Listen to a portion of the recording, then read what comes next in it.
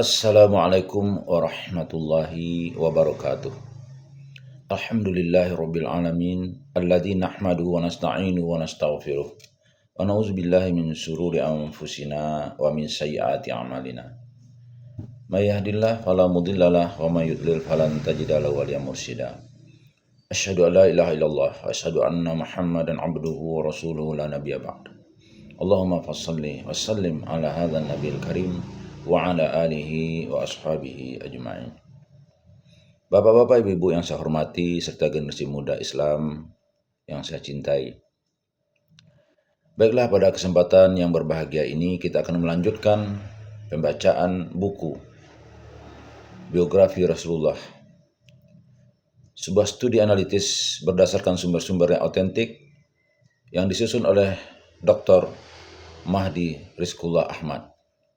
Baik, pada kesempatan ini kita akan masuk kepada surat-surat Rasulullah kepada para penguasa tetangga. Bismillahirrahmanirrahim. Pendahuluan.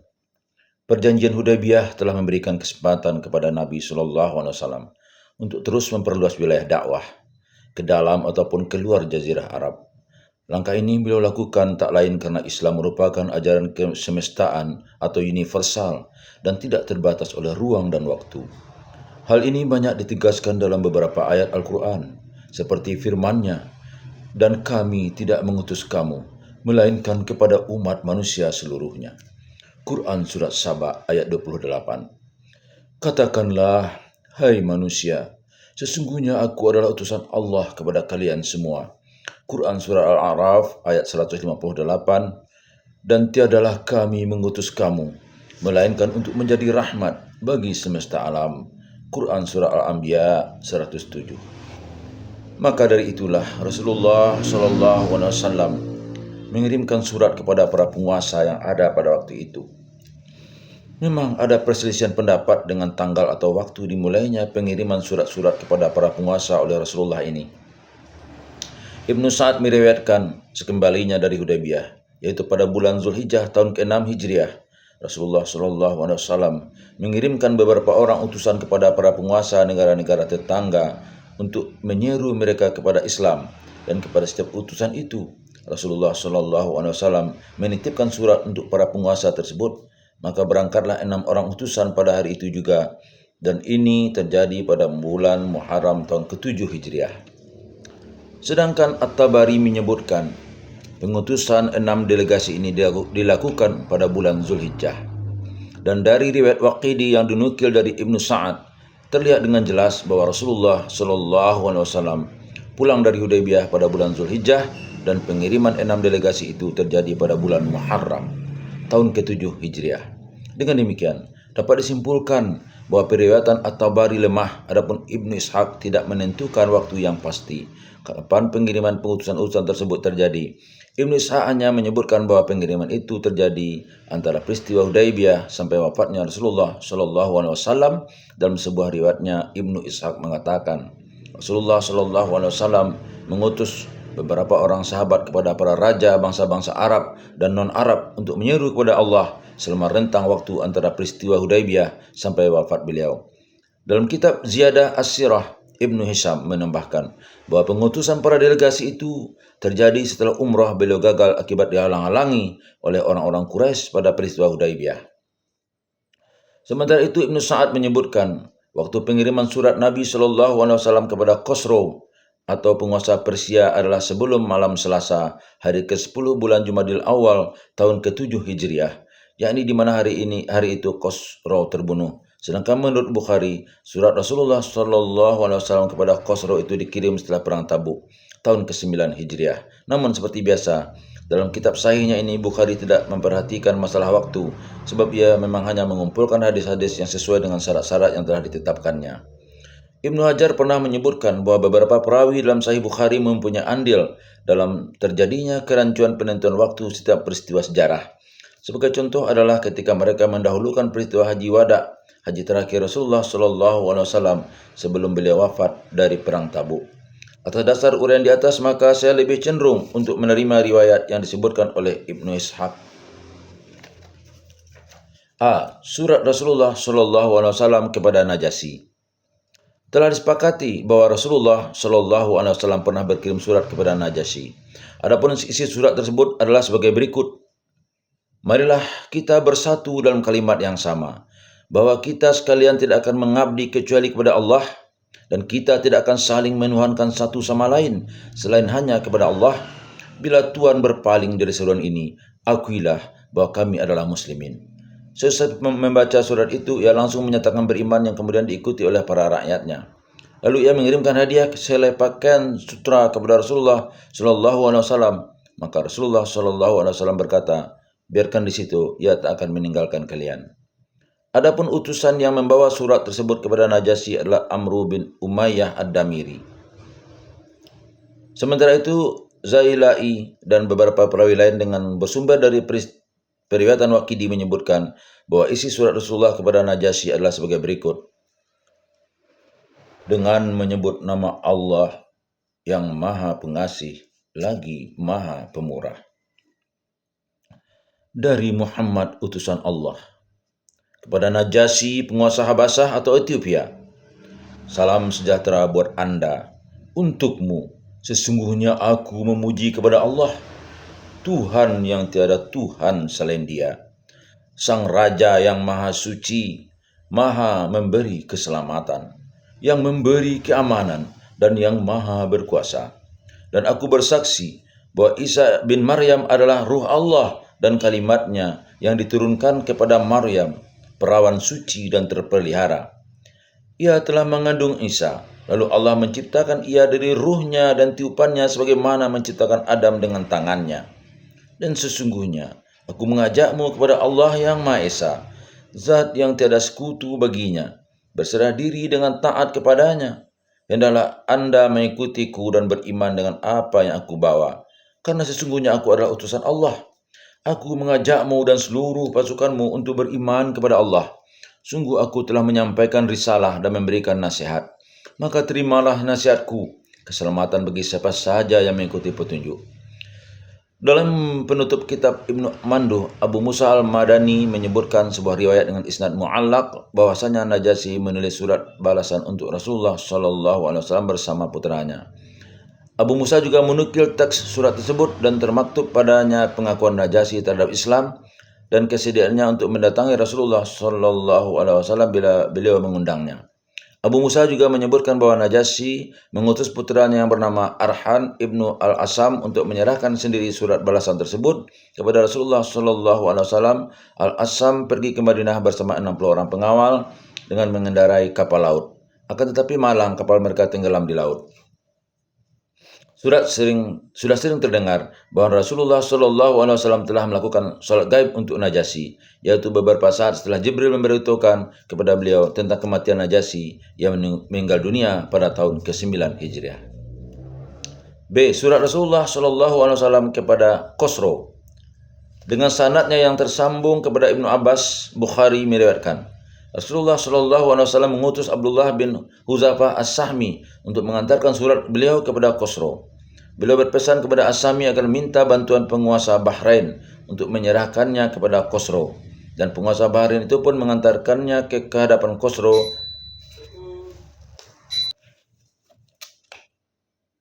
Namun baru membuka surat tersebut, Khosrow langsung merobek-robeknya. Terkait dengan kejadian ini, Az-Zuhri menuturkan, kalau tidak salah Ibnu Al-Musayyab berkata, maka Rasulullah Shallallahu Alaihi Wasallam mendoakan supaya kerajaannya dihancur leburkan seperti surat itu. Setelah merobek surat itu, Khosrow menulis surat kepada Bazan, gubernurnya di Yaman.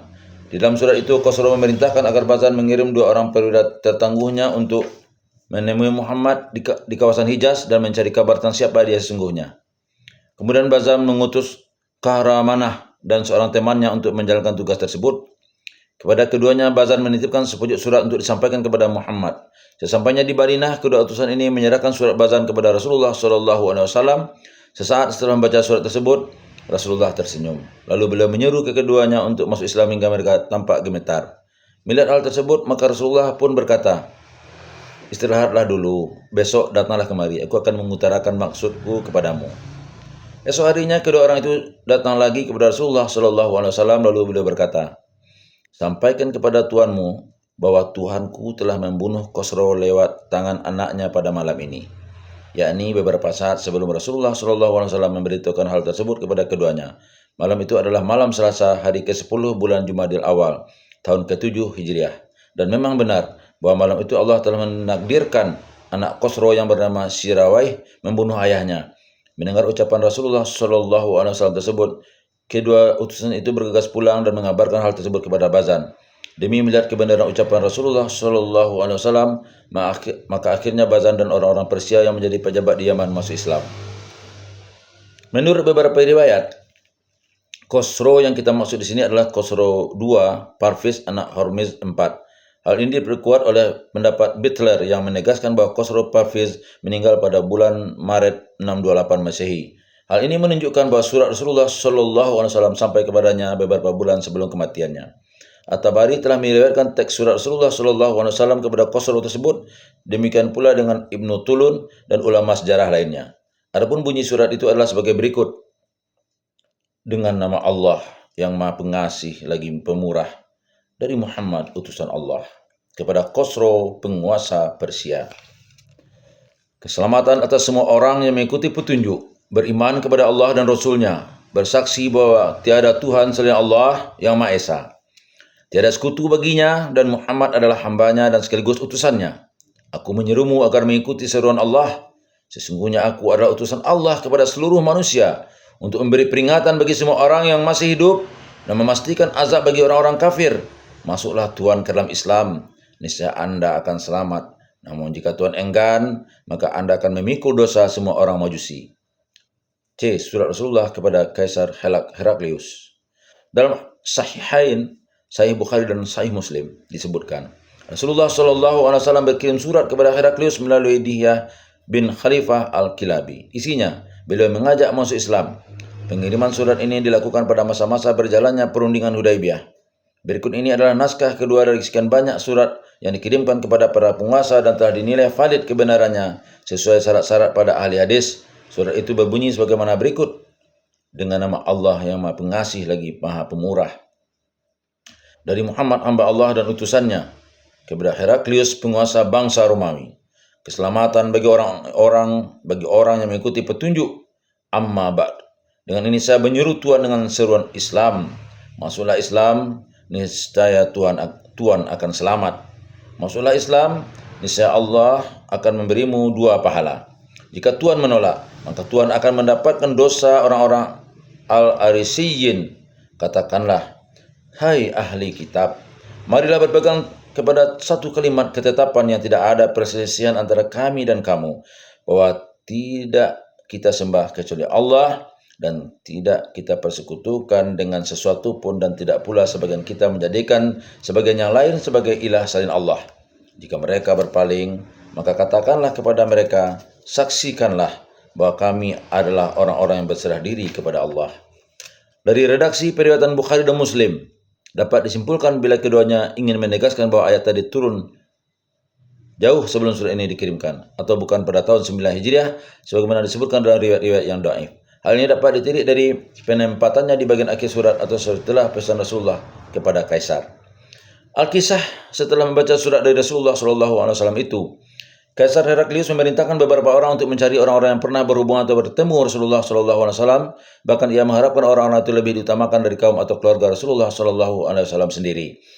Akhirnya ia mendapat laporan bila para petugasnya bertemu dengan serombongan kafilah dagang Quraisy yang di dalamnya terdapat Abu Sufyan. Maka Kaisar meminta agar kafilah ini segera dihadapkan kepadanya untuk dimintai keterangan tentang Muhammad SAW dan ajarannya. Pada pertemuan itu, Kaisar didampingi oleh seorang penerjemah. Kemudian Kaisar Heraklius mengawali pertanyaannya. Siapa di antara kalian yang paling dekat nasabnya dengan orang yang mengaku dirinya Nabi ini atau Muhammad? Tanya Kaisar. Abu Sufyan menjawab, saya Tuan. Maka Kaisar memintanya untuk lebih mendekat kepadanya. Kemudian ia memerintahkan pada pejabat-pejabat tinggi di istananya untuk maju ke depan, mendampinginya agar dirinya tidak malu untuk mengatakan Abu Sufyan dusta bila ia nanti berbohong. Setelah itu Kaisar bertanya kepadanya tentang semua hal yang tentang Rasulullah SAW, sebagaimana tertera dalam hadis panjang yang menceritakan dialog Heraklius dengan Abu Sufyan. Hadis ini bisa kita lihat dalam kitab Sahihain, Sahih Bukhari dan Sahih Muslim. Dari pembicaraannya dengan Abu Sufyan, Heraklius mengambil kesimpulan bahwa Muhammad SAW memang benar seorang nabi. Terlihat dalam akhir dialognya dengan Abu Sufyan itu, ia berkata, bila semua yang Anda katakan itu benar, maka dia akan menguasai tempat berpijaknya kedua kakiku ini. Aku tahu bila seorang nabi akan muncul, tapi aku tidak tahu kalau ternyata dia berasal dari golongan kalian. Kalau saja aku tahu bahwa aku bisa menemuinya, niscaya aku memuliakan dan mencuci kedua kakinya. Kemudian Heraklius berkata kepada Dahiyah Al-Kilabi, sungguh aku tahu bahwa sahabatmu itu seorang nabi yang akan diutus dan kami tunggu-tunggu setelah kami ketahui berita kedatangannya dalam kitab kami. Namun aku takut orang-orang Romawi akan bertindak sesuatu kepadaku. Kalaulah bukan karena hal itu, niscaya aku akan mengikutinya.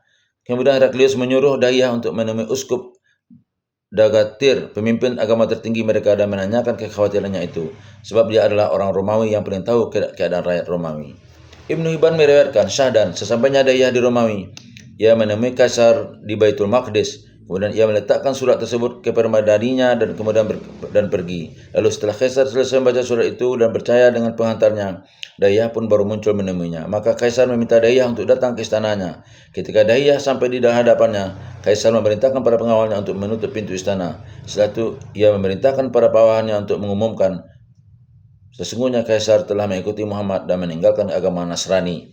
Seketika itu juga pasukannya masuk dengan persenjataan lengkap dan mengepungnya. Kaisar berkata kepada utusan Rasulullah SAW itu, engkau telah melihat sendiri bagaimana bangsaku. Sungguh aku justru takut pada rakyatku. Kemudian dia memerintahkan pengawalnya untuk mengumumkan, sesungguhnya Kaisar lebih senang bersama kalian. Dan tadi sebenarnya ia sedang menguji kalian untuk mengetahui kesabaran kalian dalam agama kalian. Sekarang pergilah. Maka seluruh pasukan yang berada di tempat tersebut pun bubar. Setelah peristiwa tersebut terjadi, Kaisar segera menulis surat kepada Rasulullah SAW. Sesungguhnya aku telah masuk Islam. Selain itu, sang Kaisar juga memberikan hadiah sebanyak beberapa dinar kepada Rasulullah SAW. Setelah mendengar langsung dari Dahiyah mengenai peristiwa itu, Rasulullah SAW berkata, musuh Allah itu bohong, dia masih beragama Nasrani. Lalu beliau membagi-bagikan uang dinar dari Kaisar itu kepada kaum muslimin. Tidak masuk Islamnya Kaisar ini merupakan pertanda bila ia masih haus tahta dan kekuasaan, serta lebih mementingkan keduanya daripada Islam. Padahal seandainya ia masuk Islam, sebagaimana Najasyi, niscaya belum tentu ia akan kehilangan tahta dan kekuasaan duniawinya. D. Surat Rasulullah kepada Raja Ghassan. Waqidi meriwayatkan bahwa Rasulullah SAW mengutus Suja bin Wahab untuk mengantarkan surat beliau kepada Haris bin Abi Sumar al-Ghassani, Raja Ghassan. Lalu Waqidi menukilkan naskah surat tersebut secara lengkap.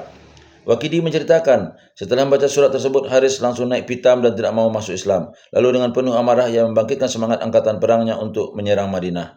Namun belum sempat melancarkan aksinya, Heraklius menjumpainya dan mengundangnya ke Yerusalem, Baitul Maqdis.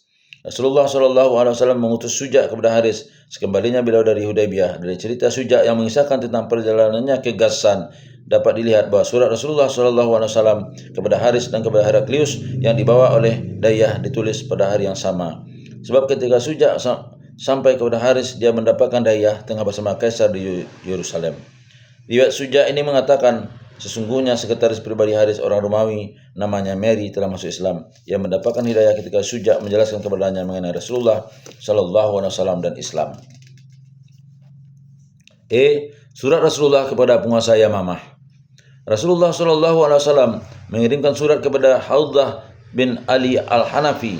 Penguasa Yamamah ini melalui Sulaid bin Amru al-Amiri, salah seorang dari 6 orang sahabat yang menjadi utusan pada waktu itu. Mereka berangkat bersamaan dengan kedatangan Rasulullah SAW dari Hudaybiyah.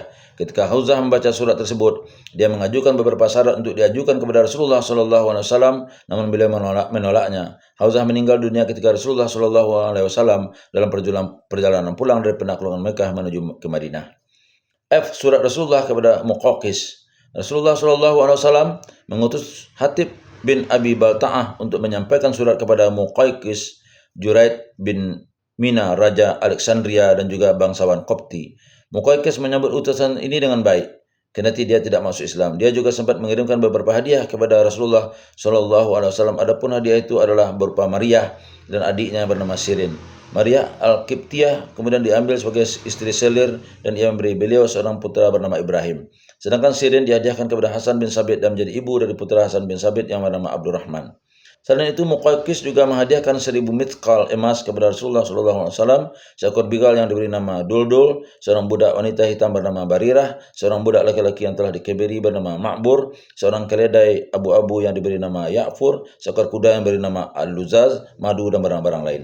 Ketika surat balasan Muqawqis sampai ke tangan Rasulullah SAW, beliau hanya berkomentar, orang jahat itu lebih memilih tantanya, padahal kerajaannya tidak akan kekal. Surat Rasulullah kepada Munzir bin Sawa al-Abdi. Ibnu Sayyidinas meriwayatkan, Rasulullah SAW menulis surat kepada Munzir bin Sawa al-Abdi, penguasa Bahrain.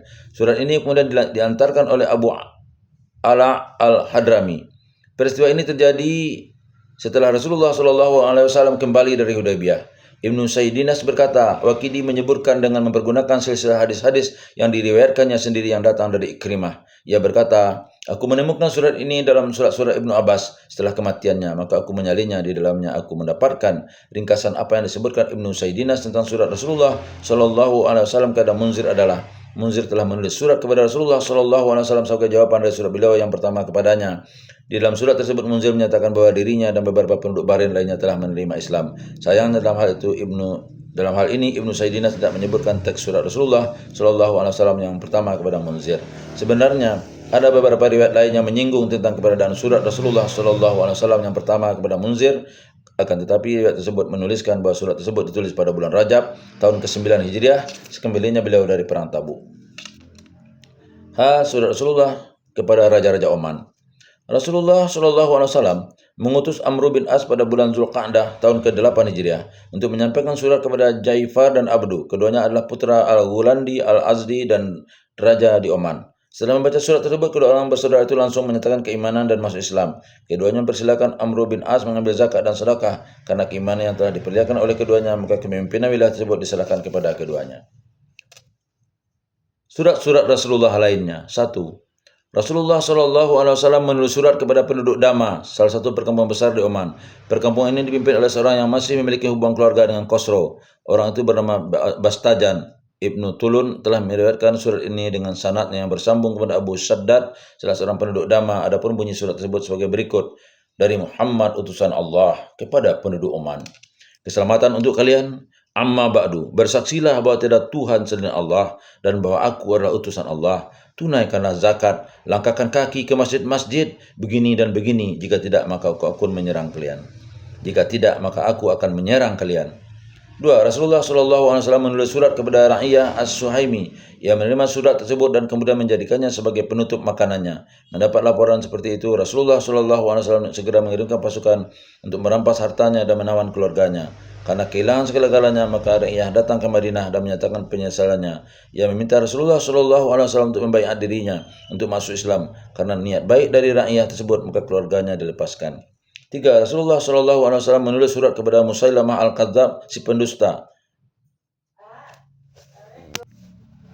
3. Rasulullah SAW menulis surat kepada Musailamah al-Kadzab atau si pendusta, pemimpin Yamamah yang diantarkan oleh Amr bin Umayyah Ad-Damiri.